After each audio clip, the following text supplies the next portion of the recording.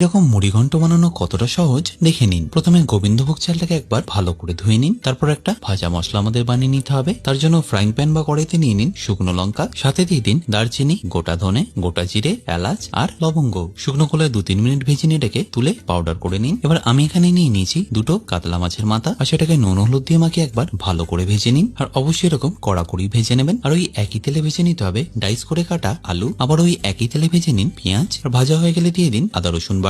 আর মশলা বলতে লাগবে হলুদ, কাশ্মীরি লঙ্কার গুঁড়ো, ধনে গুঁড়ো আর জিরে গুঁড়ো। মশলাটা ভালো করে কুক হয়ে গেলে এখানে দিয়ে দিন টমেটো আর কাঁচা লঙ্কা। এরপর টমেটোটা যখনই দেখবেন গলে গেছে দিয়ে দিন গোবিন্দভোগ চাল। চালটা একটু ভাজা হয়ে গেলে দিয়ে দিতে হবে ভেজে রাখা আলুগুলো ও মাছের মাথাগুলো। মাছের মাথাগুলো একবার এইভাবে ভেঙে নেবেন আর নুনটা দিতে ভুলবেন না। তারপর পরিমাণ মতো জল দিয়ে এটাকে ঢেকে ভালো করে রান্না করে নিন। বাট মাঝখানে একবার খুলে চিনি আর ভাজা মশলাটা দিয়ে দিতে ভুলবেন না। ফাইনালি আরো একবার ঢেকে রান্না করে নিন। আর তারপর এটাকে ফিনিশ করুন ঘি, গরম মশলা, ভাজা মশলা দিয়ে।